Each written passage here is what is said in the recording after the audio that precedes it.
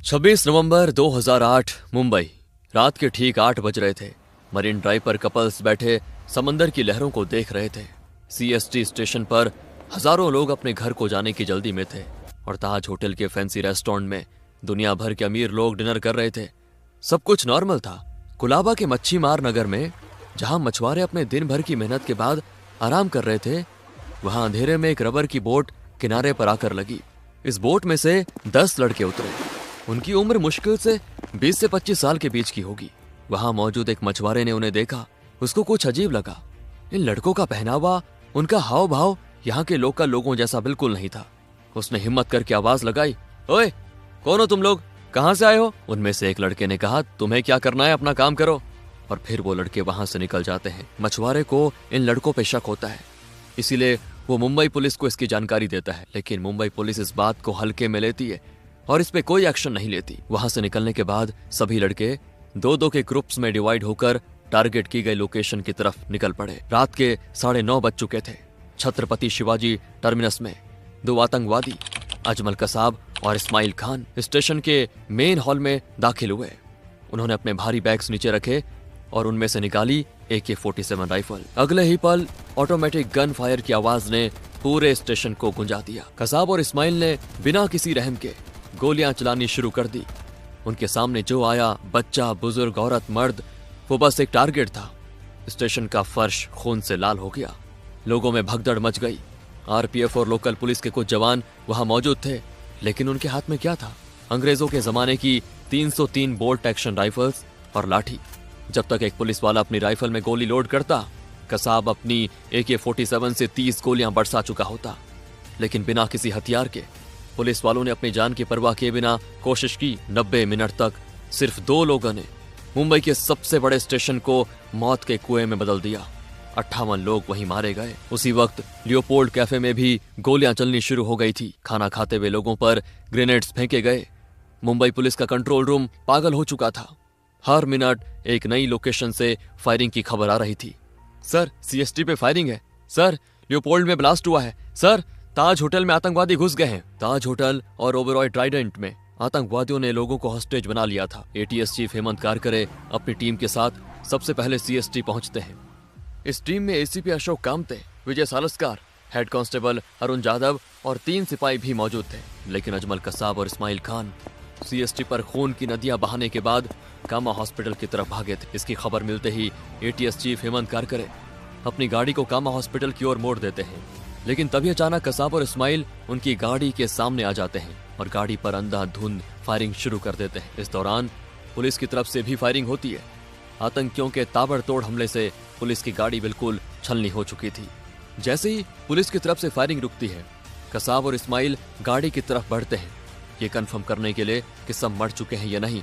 गाड़ी के अंदर मौजूद सभी पुलिस ऑफिसर्स शहीद हो चुके थे। इसके बाद आतंकी विजय सालस्कर, हेमंत कारकरे और अशोक कामते की बॉडीज को गाड़ी से नीचे उतार देते हैं। आतंकी पीछे की सीट पर बैठे पुलिस कर्मियों की डेड बॉडीज को भी बाहर निकालना चाहते थे, लेकिन पीछे का दरवाजा जाम हो चुका था, इसीलिए वो ऐसा नहीं कर पाते। उसके बाद आतंकी पुलिस की गाड़ी लेकर शहर में घूमने लग जाते हैं, फायरिंग करते हुए। हालांकि गोलीबारी की वजह से गाड़ी का टायर पंचर हो चुका था, जिसकी वजह से गाड़ी ज्यादा दूर नहीं पहुंची। दोनों आतंकी गाड़ी चेंज करने का सोचते हैं, तभी उन्हें सामने से एक स्कॉडा कार आती दिखती है। उस गाड़ी में एक फैमिली होती है। आतंकी उन्हें बाहर निकाल देते हैं और गाड़ी लेकर मालाबार हिल की तरफ जाते हैं। इसी बीच पुलिस की उस गाड़ी में पीछे की सीट पर बैठे हेड कांस्टेबल अरुण जाधव अभी भी जिंदा होते हैं। उन्हें सिर्फ कंधे पर गोली लगी थी और वो मरने का नाटक करते हुए आतंकियों के हर प्लान को सुन रहे होते हैं। जैसे ही आतंकी पुलिस की गाड़ी छोड़कर निकलते हैं, अरुण जाधव तुरंत पुलिस कंट्रोल रूम को आतंकियों की डायरेक्शन की अपडेट्स दे देते हैं। गिरगांव चौपट्टी पर एक नाकाबंदी लगाई गई थी। वहां खड़े थे असिस्टेंट सब इंस्पेक्टर तुकाराम उमले और उनकी टीम। उनके पास हैवी वेपन्स नहीं थे, बस लाठी और सर्विस रिवॉल्वर थी। जब वो स्कॉडा गाड़ी वहां पे आई तो पुलिस ने उसे घेर लिया और लगातार फायरिंग की। इस्माइल खान ड्राइवर की सीट पे मारा गया, लेकिन अजमल कसाब जो पैसेंजर सीट पर था वो जिंदा था।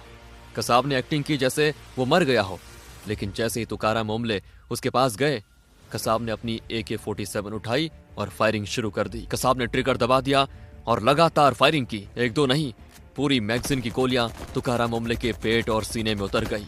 उनकी इस कोशिश ने बाकी पुलिस वालों को वो 5 सेकंड का वक्त दे दिया जो कसाब पर कूद पड़े और उसे जिंदा पकड़ ले। मुंबई शहर में डर का माहौल था।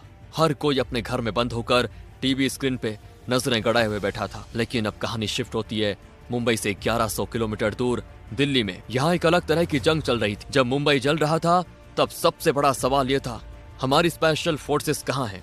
कहाँ है वो फोर्स जो ऐसे हालात के लिए बनी है?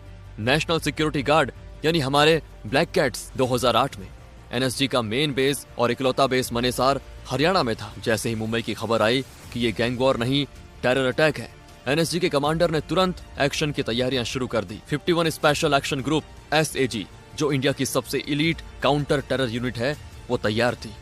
लेकिन एक बहुत बड़ी प्रॉब्लम, उन्हें मुंबई ले जाने के लिए कोई हवाई जहाज, कोई डेडिकेटेड एयरक्राफ्ट मौजूद नहीं था। एनएसजी को एविएशन रिसर्च सेंटर और इंडियन एयरफोर्स पे डिपेंड रहना पड़ता था। उस रात किस्मत भी दुश्मन के साथ थी। जो IL-76 हैवी ट्रांसपोर्ट प्लेन उनको ले जाने वाला था वो दिल्ली में नहीं बल्कि चंडीगढ़ में खड़ा था। वहां मुंबई में हर सेकंड किसी बेगुनाह की जान जा रही थी और यहाँ फाइल्स और अप्रूवल्स का खेल चल रहा था। एनएसजी के चीफ बार बार फोन मिला रहे थे। उनकी आवाज में फ्रस्ट्रेशन साफ था। हमें अभी एयरक्राफ्ट चाहिए, मेरे लड़के तैयार खड़े हैं, हम सड़क के रास्ते मुंबई नहीं जा सकते। लेकिन सिस्टम तो सिस्टम है। प्लेन को दिल्ली आने में वक्त लगा, रिफ्यूलिंग में वक्त लगा। आखिरकार जब प्लेन ने दिल्ली से उड़ान भरी तब तक काफी देर हो चुकी थी और जब वो सुबह मुंबई एयरपोर्ट पर उतरे तो मुसीबत वहां भी खत्म नहीं हुई। एयरपोर्ट पर उनको ले जाने के लिए कोई स्पेशल व्हीकल्स तैयार नहीं थे।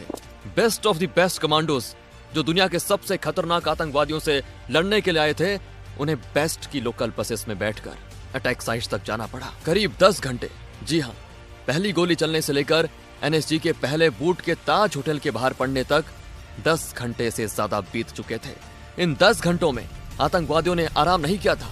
उन्होंने ताज और ओबेरॉय को अपने किले में बदल दिया था। उन्होंने कॉरिडोर्स में RDX लगा दिए ताकि जो भी अंदर आए वो उड़ जाए। ताज होटल में आतंकवादियों ने होटल की कारपेट्स, पर्दों और फर्नीचर में आग लगा दी थी।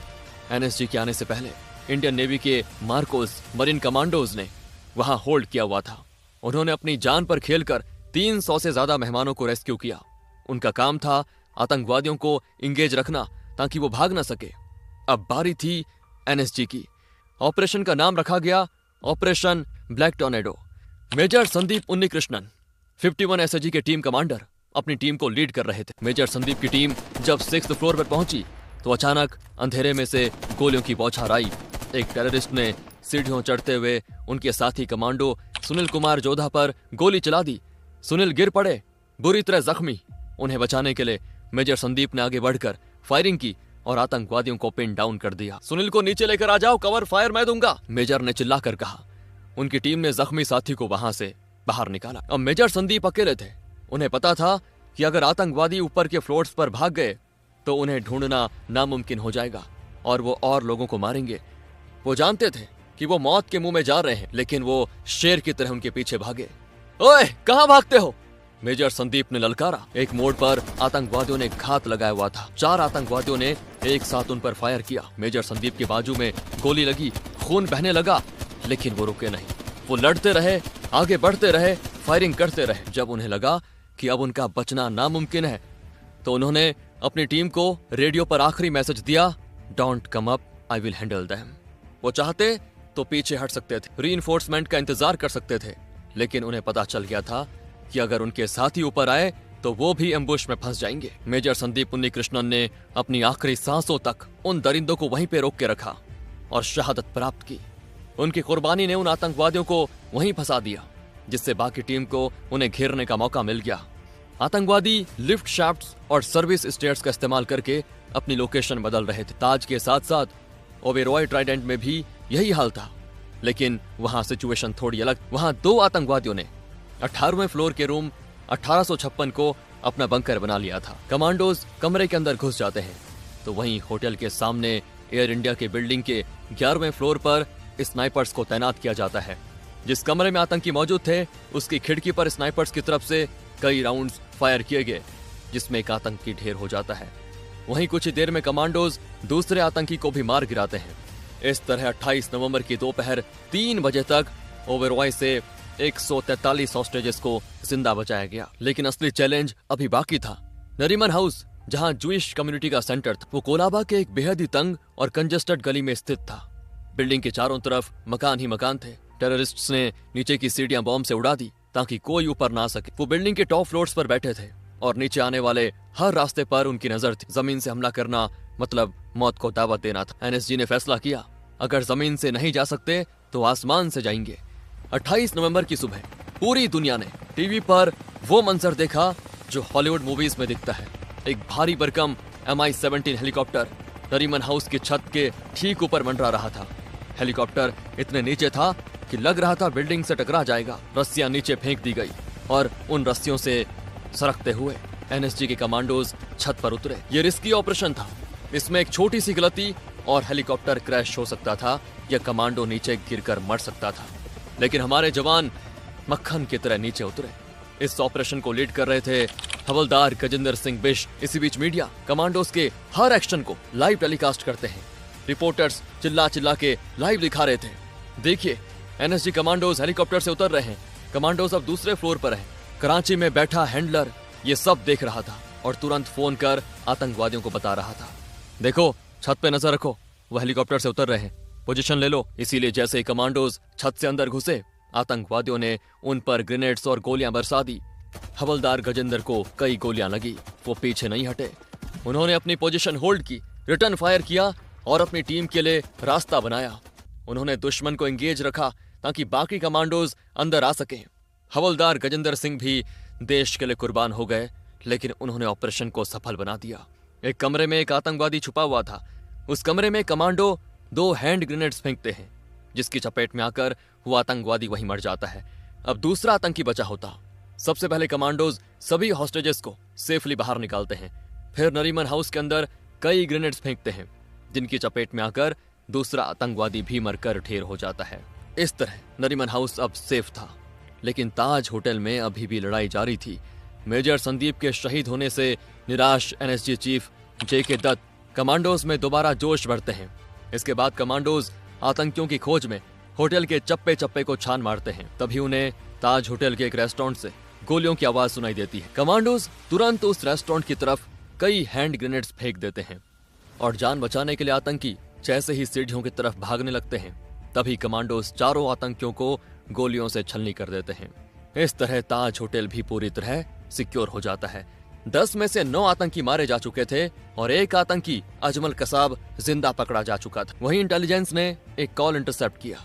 उस कॉल में जब ताज में आतंकवादियों ने पूछा कि हॉस्टेजेस का क्या करना है, तो हैंडलर ने कहा, अगर तुम्हें खतरा महसूस हो तो हॉस्टेजेस को बोझ मत उठाओ, उन्हें मार डालो।